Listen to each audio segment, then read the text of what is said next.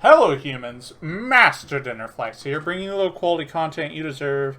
And today I'll be going over Lair of Darkness for the new July 2021 format. Now, I actually have a good portion of these cards in real life. It's just that, like, one evenly matched is on its way, and there are a few changes in my IRL list around Pot of Extravagance versus Prosperity, and, this version has Prosperity, but my real version has Extravagance, so I had to change up the extra deck a little bit. But, yeah, I guess let's just go ahead into it, and I'll explain all the choices. So we got one Diablos. I know a lot of, like, Lair players are starting to cut this guy entirely, and yeah, it's been a thing for a while, like, people just no longer playing this.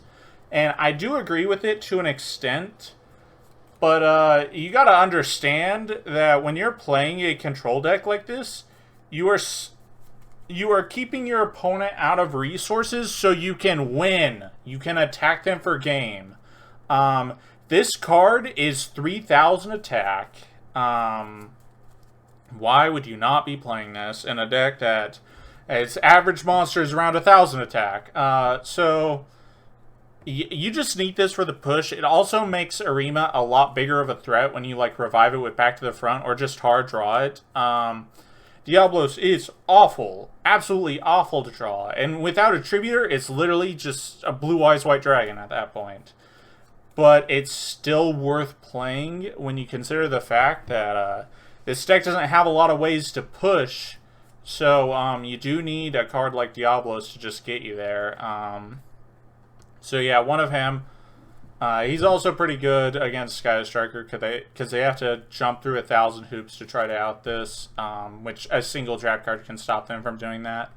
Then we got Triple Arima, yeah, and more Layers of Darkness, searches cards, draws cards when you're not under Prosperity or Extravagance.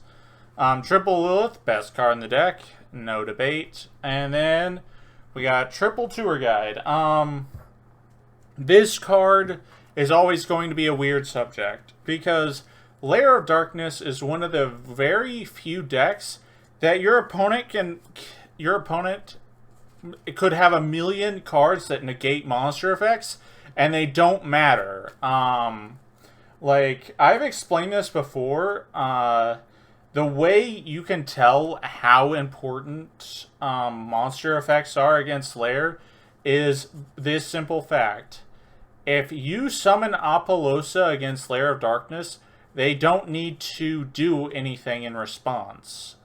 If you normal summon Breaker the Magical Warrior, and a spell counter gets put on it, I will have to use Lilith's effect, or I could very easily lose Lair of Darkness, and I could be in very much trouble when you start comboing off. That's the literal difference between monster effects versus spell and trap removal, negation, and destruction. If like I Lilith tribute a thing and they orange light me, I don't care because your monster's gone. The thing I was trying to out is now outed, so I really just don't give a shit that you destroyed my Lilith. That's like what I have to say about monster effects against this deck is they're all worthless except this card. This card is one of the most powerful but fragile starters in the game. That being said, this deck doesn't have a lot of consistency boosters, and it doesn't have a lot of aggressive pushes like I explained earlier with Diablos. You really need something that can just push some damage through and something that your opponent needs to commit a card to a lot of the time. And it's fine. Even if this gets negated, it's still forced a card out of their hand. So, like, if you open this in Sanctum and they Ash Blossom this, well, your Sanctum's going to resolve. So, yeah, I'm totally fine with playing 3 of this, especially when you search it for a follow-up turn to make rank 3, like, Breaksword. It's just super important. I think you should always play 3 of this card. It's summoning Lilith from the deck with its effects negated is not, even if you have Lair, that's not really that crucial. It's just, it is another consistency booster, and in addition, it's a really powerful aggressive card. Then for the rest of the like Dark Engine, we have 1 Skarm. It's searchable with Arima because of that 2000 defense, which is very relevant. And then it's also just a searcher for Lilith, Tour Guide, and Malice, and I guess Sangan, which is another card in here. Sangan, it searches through all your hand traps. You want to cycle this as many times as possible while you're tributing stuff, so you'll like back to the front this when you've already used it last turn, tribute it, get a trap, get a hand trap. You just want to resolve this as many times as you possibly can. So yeah, 1 Sangan, and then 1 Malice. This allows you to play infinitely against the more grindy decks. It's also just another Lilith that you can just hard draw and have Lilith's effect, so that's pretty good. But it definitely is a 1 of, or sometimes a 2 of. I go back and forth on this. I just have it at 1 right now because this was over 45 cards, and I had to start trimming down a lot of fat just to get it down. Then, for the artifact package, we got 2 Scythe, 1 Moral Talk. Scythe, you could arguably cut to 1, but I don't feel comfortable just playing 1. Because you don't Scythe your opponent and then OTK the next turn. That doesn't really happen a lot with this deck. So you sometimes want to search a Sanctum to activate another Scythe from deck. That comes up a lot. But then also, it comes with Moral Talk. So Moral Talk, you might be asking, well, why would I play this at all? Because if you don't play Moral Talk, Artifact Sanctum is literally a trap card that doesn't do anything against an established board. Which I'll explain that when we get to Sanctum. But like, if you're going second, and you set like your traps, if they try to negate like something and you impermanence it, Sanctum can resolve, summon Moral Talk, pop a card. So it's a very destructive going second option, which Sanctum isn't normally unless you have Moral Talk. And then for the rest, we got the hand traps: 2 Ash, 1 Bell, 1 Effect Veiler. This is not random. I know it looks very, very, very random, but it's not. I wanted to have 4 searchable hand traps for Sangan, and that's why they're played in this ratio, is because they're all searchable. And you don't just want to have a bunch of the same, because if you draw one of them, Sangan searching another copy doesn't accomplish anything. So that's like a really important thing to keep in mind. But the real question is, why these ratios? So I think Ash Blossom is by far the best hand trap this format, outside of Droll against like Drytron. Every other situation, Droll is so terrible. And also Droll's just terrible because this deck rarely goes for game, so Droll just kind of sucks in general in here. But Ash Blossom literally just negates so many cards. If it's a relevant effect, it's trying to accomplish something that Ash Blossom negates. So that's why there's 2 of it. Ghost Spell is kind of interesting because it's actually not in here so much for its hand trap effect. Obviously, its hand trap effect is important, but it's more like to search to keep your opponent from poking stuff out of my graveyard. Like if they called by or DD Crow, I can pitch this. It negates it, and then I can just resolve whatever fine. So that's pretty cool. And then finally, we have 1 Effect Veiler. This one's kind of interesting because since in the extra deck, there's a access code Selene package, so obviously you need to play at least 1 of this.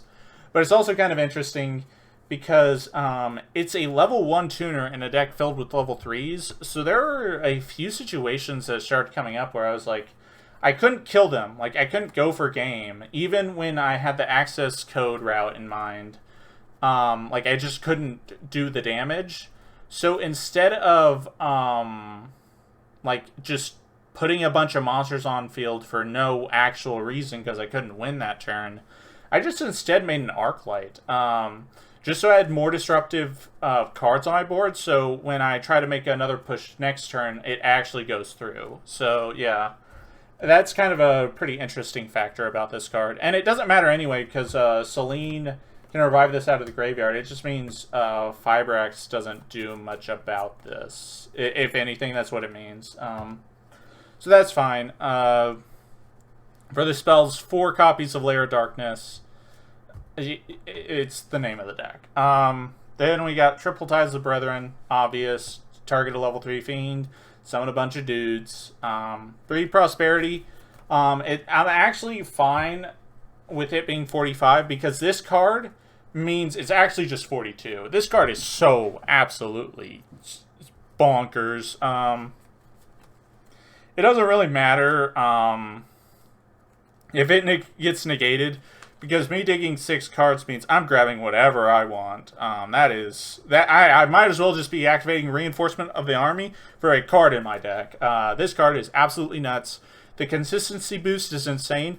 The only reason you would ever argue that you should play Extravagance over it is this is so powerful when you have Lilith or Lair, or both of them. If you have neither of this card will not actually accomplish anything, which is kind of interesting to say, actually, because it's so powerful. But if you don't have Lair and you don't have Lilith, this card can't get you both of them. And if you're in a situation where you can't get access to both of them, then just drawing 2 random cards is actually better, because those cards could be more trap cards or one of the pieces so you can get to next turn, whereas Prosperity is only giving you one of them, so you're just still fighting with only 5 cards, where Extravagance can let you fight with 6. And that's why I've been debating between Prosperity and Extravagance. I still think Prosperity is superior, but there is a very valid argument for Extravagance in a few control decks, actually, which is kind of interesting. But yeah, triple Prosperity, 3 Sanctum. The reason I went back to this in general is just because of the fact that this card is not even a turn stopper, as it is just an upstart goblin. Now, you might be saying, what the hell does that mean? It means your opponent doesn't play their turn, so your next turn, what you do is you draw a card. Since they don't play, you don't give a shit about they can't kill you. So it doesn't matter what they're doing. You're just resolving upstart goblins, so you get to see your next card, which is kind of important for a deck that is based around a 2-card interaction. So yep, triple upstart goblin. Oh, and another thing about this, when I was saying going second with Moral Talk, is if you activate this and they have like an Omni negate the activation and destroy the card, they can't negate the activation and destroy this card without it triggering to destroy a card, which is really, really, really funny. So that's why I really like this card going second. Obviously, when you're actually going second, like in games 2 and 3, you'll side out things like this, but it has a really cool interaction like that. So yeah, triple Sanctum, triple back to the front. You don't need to play 3 copies. You need to play about 45 copies, which is why Malice is in the deck for any reason ever. It's because you want to resolve this like 7, 8 times, 9, 10 times a match. Like, you really want to resolve this as many times as possible, and Malice literally makes this infinite. So that's really, really, really important. Triple impermanence, more hand traps. Also, you can set it with Lilith to a zone you're threatened by, so that's pretty good. Double Twin Twister. There's a lot more back row decks coming back, and even like Dragon Link plays a bunch of field spells that you want to destroy, so this is pretty cool. Yeah, that's pretty much it. Also, it can hit artifacts out of your own back row, which is important. Double Torrential. I was playing Punishment, but the thing about Punishment I noticed is it was actually just almost always better to just blow up the board. You got to hit everything. Your Dogmatic of Punishment couldn't not hit any. Like, sometimes there was a monster just bigger than 25, whereas this is like, doesn't care. As long as it's not immune, it's gone. And they also just, if you're worried about like Torrential undoing your board, it actually doesn't matter, because Dogmatic of Punishment does the same thing anyways. By that I mean, when you're using Dogmatic of Punishment, it means you've committed your next turn to not going for game in order to not lose. And Torrential is that exact same thing. You give up your board to wipe your opponent's board clean, which means you're probably not going for game next turn. But that being said, I think Torrential is a lot better than that, because you can still go into your extra deck if you like search tour guide or draw into a tour guide. You can go into your extra deck, do a thing, and then end on Zeus. So it's like, I actually think this is better than Punishment right now in here. One trap trick. This should be at multiple, but I had, like I said earlier, I had to cut a lot of the fat out of the deck. So I had to cut this down to one. You still need to, at bare minimum, always play one, just so Lilith always has 3 copies of any X trap. And then finally, one Metaverse, the 8th Lair of Darkness. Also pretty cool because it lets you use Lilith and Malice in the same turn on your opponent's turn, so that's pretty cool. The extra deck, Dagda. So the only time you summon this is when you have Tour Guide and a Storm Duster, or like, yeah, pretty much Storm Duster or Trap Trick. Because what you do is you normal summon Tour Guide, summon Sangan, link into this. Sangan triggers Search a Hand Trap, Dagda triggers Set a Scythe, heavy Storm Duster on your opponent's turn, your opponent's Scythed. Also, when you do that, Dagda will set another artifact, which will usually be Moral Attack, and in the end phase, Moral Attack will get destroyed, summon itself, and blow up something, and then you have like 2 level 5 artifacts and a Link 2 on board for next turn, so that's pretty cool. Beat Cop. It's like the only deck in the universe that actually utilizes this card's effect. Pretty important too. Sometimes you need a monster in the extra deck that does have a way to tribute monsters, so that's pretty important. Borg Blocker, very important. It can recycle Lair of Darkness out of your graveyard and then also protect Lair of Darkness. And its best effect, you can, when this card is link summoned, you can discard 1 card. Nuts. Boral Sword. This one's kind of interesting because you see access code, the climb up access code in here, but why am I playing Boral Sword then? And that answer is actually quite simple, because Boral Sword is much better at OTKing than access code is. Now you might be scratching your head about that, but it's not that hard if you think about it. This card's a 1 attack for 53. This card is 2 attacks for at least 6,000 points of damage. Not to mention, if you're like attacking with Diablos or an artifact in conjunction with Boral Sword, that's well over game. All your Lair monsters are attributing your opponent's stuff anyways, so it's not even like it's crazy that you get like this. You get a clear board and just OTK with Boral Sword. It happens so much. That's why it's in here. It just has a lot of easier routes to OTK, and even if it doesn't push for game, like, this is also one of the very few outs you have to Arrival Cyberse, which I'm actually shocked made it into the meta. Arrival Cyberse, since it's, like, immune to everything, it actually means it's immune to Lair of Darkness, which is very, very annoying. So if you just summon Boral Sword, that thing could be at 6,000 attack and you just punch over it. So that's really funny. Oh, my bad. So, Fiber, Selene, access code, pretty obvious. Break Sword as a tour guide target. Break a thing going turn 3. And then, if you couldn't go for game with this, you can just end on Zeus.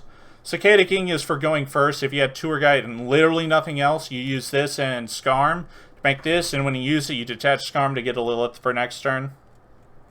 Levier. This one's very interesting because game 1, it doesn't have hardly... It effectively has no application when you don't consider your opponent's cards. This card is a way to fight against Stady Crow and Called by the Grave going for game 1. But game 2 and 3 is when it really, really shines. And I'll show you later what I mean. And then we got Pallades. It's by far just such the best. It's the best rank 5 by such a mile that even though this requires 2 level 5 lights when you're playing Lair of Darkness, which makes everything dark, it's actually just better to play this than any other. Because one thing I was mentioning earlier is that if you cannot go for game on any given turn, you just make more disruptions. you make as many disruptions as possible until you have a route to game, and then you just push super, super quick. So if you're in a situation where you had like all these artifacts and there was no route to game, then main phase 2 you make this. That's what's important. You want to snowball your opponent, and by the time you have more disruptions than they have cards, that's when you can start playing a little recklessly with how you deal damage. So yeah, and then Zeus, yeah. Arclight, so this was originally Nightmare Phoenix, which is kind of funny. But something I've noticed is this deck just doesn't give a shit about, like, trap cards. The only cards this deck cares about is, like, I don't know, I guess, like, what's the word? Like, spell and trap removal or spell and trap negation. Like I was saying earlier, these cards don't really care about monster negation. Like, you could have skill drain up, they can have all these monster negations, it doesn't really matter. And Phoenix also doesn't actually have any applications against cards like this, but it also just doesn't have any applications in the situations you're summoning it, because the only way you're summoning is you, like, commit to a play, which that trap could have stopped. So you're, like, putting 2 monsters into a monster and discarding a card to activate a trap card you target, and that is absolutely worthless. That is just awful. So I just decided I'd cut it. So I was like, okay, I need to come up with the 15th card, so I came up with Herald of the Arclight. I was noticing a handful of games, I was like, I didn't have access to the access code route, but I could search Valor while I had a level 3, and in those situations, I was like, you know, if I had an Arclight here, I would actually make it, because the level 3 was usually Sangan, so I would, like, revive Sangan with Active Front, normal summon Valor, synchro them into Arclight, and, like, search Ash Blossom, and there's 2 negates, like, immediately. It was just really funny that was coming up a lot, so I just decided to add it, because this extra deck's not very tight. Like, actually, let me rephrase that. So, the thing about, like, Pot of Desires and Pot of Extravagance is a lot of players, they're under the assumption, especially with Extravagance more than Prosperity, that you, like, have to, I don't know, I guess, play specific numbers of key extra deck monsters in your deck. But through testing, that is literally the worst approach you can have. Because it's pretty much saying, these cards in my extra deck matter so much that I'm going to remove every single option, all the options in my extra deck, just to play, like, 5 cards. And that is terrible, because let's say this was Extravagance. I would still play an extra deck like this, because, well, maybe not the access code route, but I would still play an extra deck like this, just because it's better to have all these options than to just have a handful of the same options over and over again.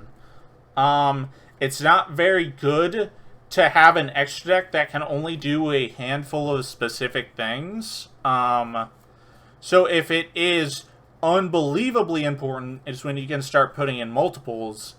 But if it's not unbelievably important and you aren't summoning it every game, then why are there multiples in your extra deck? So with that, like, even with Extravagance, this would still be my extra deck, because my extra deck actually doesn't matter. I can still push through game if it wasn't there. I could still push for game if it wasn't there. It's just these are all good options, and I want to have options. I don't just want to have a bunch of the same crap that I won't summon anyways. So that's my whole spiel with, like, Extravagance and Prosperity extra deck building, is, like, just build a regular extra deck. And if your stuff gets banished, then it means you probably shouldn't have been playing Extravagance in that deck anyways. Or, like, you should have built your entire combos around your extra deck rather than just focusing on things like that. So, yep.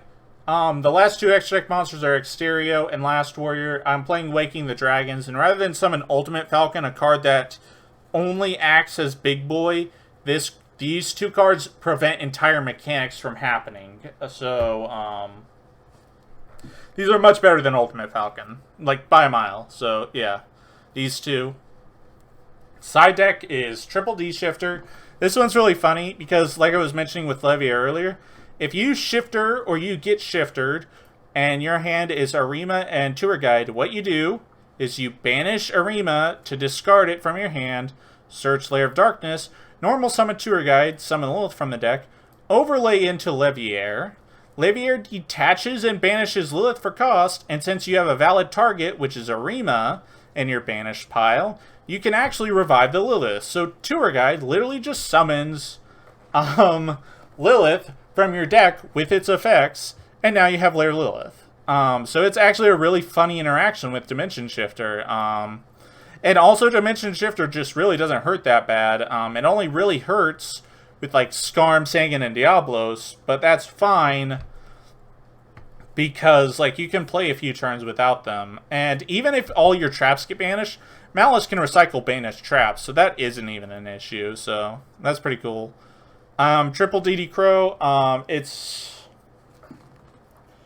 for Drytron, and yes, you might say, well, if you're playing for Drytron, why aren't you playing Cycle Reader? It's because I don't want to play 3 cards in my side deck that are only made to deal with one deck. Drytron is already a inherently nearly unwinnable matchup. It's actually just so bad for this deck. It's like really hard to beat it. And you got to be playing out of your mind without Lair of Darkness effectively to beat that deck. So like adding Cycle Reader doesn't fix that. It doesn't change the outcome at all. It just sometimes they might play with one less turn, and it really doesn't matter. So DD Crow has a chance to stop them, while at the same time also having overlap against other decks. So yep, 3 of that. 3 Waking the Dragons. So I was coming up with this like forever and ever, and like, what do you do against back row removal? Some people say Booby Game. Some people say Dark Sacrifice, Solemn Judgment. But they were all terrible. Because they were all terrible because you couldn't do it against Establishment. And what I mean by that is Lilith couldn't set them and it be fine. So let's go into a scenario where you have your setup and you have Lilith on board and they just lightning storm you. If you try to use Lilith to get to like Dark Sacrifice or whatever, doesn't matter because you can't activate to that turn. Booby Game, kind of nice because you get to activate all your trap cards, but it ultimately doesn't matter because now you have 2 over and you lost your Lair Lilith. But this one, if you set it under Lilith in those scenarios, there is a very high chance you just won the game. It is actually such an insane chance of you just hard winning the game from this that it's better than like Booby Game. Because not only does Booby Game need that specific scenario, but more importantly, Booby Game needs it to be destroyed. So if this one gets banished, sent, if this gets banished or sent, it'll still trigger. So, like, Zeus will trigger this. Shirig will trigger this. Whereas Booby Game needs it to be destroyed by your opponent, which just won't really happen. So, yeah. Triple Waking the Dragons, and then triple Evenly Matched. It's a trap card, so it has more synergy than, like, Lightning Storm and whatnot in here. And, yes, I do mean that in the sense of just setting it. Not so much in the sense of setting it with Lilith, but resetting it with Malice. There's a cool interaction in here where if you have Lair Malice and your opponent makes a play after you evenly match them, you Malice tribute itself and their play, reset evenly matched, and in the end phase, they get 2 tokens. And then next turn, in the battle phase, just evenly match them again. And you might be saying, oh, well, now they keep 2 cards. Yeah, they keep 2 cards because you control Lair, Darkness, and evenly matched. Problem is, they have to keep the 2 tokens you gave them. So literally everything else goes except the 2 tokens you gave them.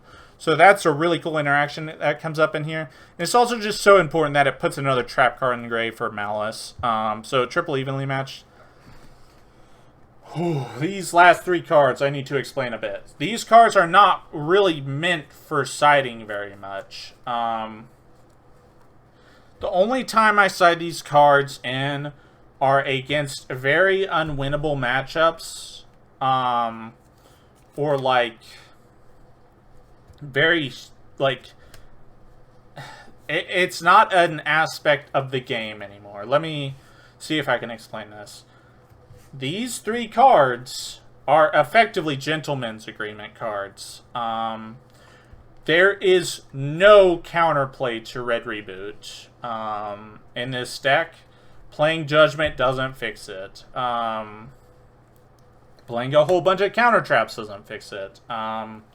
So what I instead do game in 2 and 3 is I go in my side deck and I pull up these 3 cards, show them to my opponent, and I say, hey, if you take Red Reboot out of your main deck or side deck, I will not be putting these 3 cards in my main deck or side deck. I will leave them on the table with your Red Reboot, and we will just play the match as if these 4 cards don't exist. Now, you might be thinking, wow, that's pretty weird. Why would you do that? It's because this deck is super, super interactive, and I do not like Floodgates whatsoever. People like to put in Mystic Mine or Tikaboo or Ghost Match in here. They're all fucking dog shit. I hate to spoil like your fun, but those cards don't help you win with this deck. As a matter of fact, they actually slowly keep you from summoning the things that do let you win in this deck. Floodgating your opponent out and calling it a day doesn't actually work in a real Yu-Gi-Oh scenario. Like, these decks, at their maximum potential, pretty much don't play Floodgates because they don't do anything. They don't accomplish anything. They just slow the game down. And what's the point of you slowing the game down where all your cards need 2-card interactions and all your monsters are small? There's no universe where that makes sense. There just isn't. So with that being said, I don't like playing Floodgates. Even though this deck is very exceptional at playing most Floodgates. But I don't want to play any Floodgates because it just slows the game down and increases your chance of going into time. And a lot of the times they don't actually even accomplish anything. Because if they're under Scythe, why does it matter that you activate Skill Drain? Or if you disrupt them and you clear their board with Torrential, why does Imperial Order or like Fissure even matter? Because you're already in a winning position. That's the thing. If you need Floodgates to win, it means your deck is so absolutely terrible that you just shouldn't be playing it to begin with. So I just don't like Floodgates. But that being said, I also don't like degenerate combo enablers like Red Reboot and Called by the Grave. And Red Reboot is it's such an awful, just invincible card against this deck because all your back row is interactive and chainable. So you not having the right to interact or chain to that card is so degenerate that I just show these 3 cards in my side deck, say, no Red Reboot, no Floodgates. Is that fair?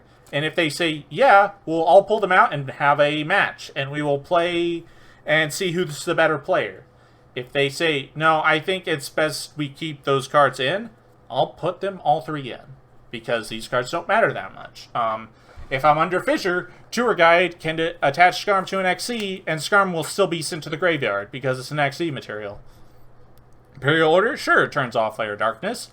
But I have so many traps, and I have so many floating monsters, I don't care. Skill Drain literally doesn't have an effect against this deck. It only affects my opponent, so that's pretty cool. I just don't want to play with these cards. I never really want to play with these cards in any scenarios, because if I'm actually playing optimally, all these cards will just suck. I just want to use them to prevent my opponent from, like, activating Red Reboot and like, ooh, I'm so skilled and cool and awesome. The only exception is sometimes I'll side in Imperial Order. If my striker opponent is playing Mystic Mine, I'll just side this in regardless of the red reboot thing. Because if you want to play a smelly anime girl deck, I'm going to activate the Patriarchy against you. But yep, that's about it. Thank you all for watching. Hopefully you enjoyed this pretty long-winded video. I don't know how long I've been talking, but I need to shut the fuck up. I have most of these cards in real life. I really wanted to do it in real life, but I just didn't have the camera set up for it. And I'm also, like, missing evenly matched. Like, just one more evenly matched. And also I'm doing an extravagance thing on that build. So, like, it's still, like, done-ish. But I didn't have the camera set up to do it, which was really unfortunate. But I'll probably show it off later on when I get a way to film it properly. But, yep. That's about it. Thank you all for watching. Hopefully you enjoyed this video. And remember, Master Dinnerflax will take your soul.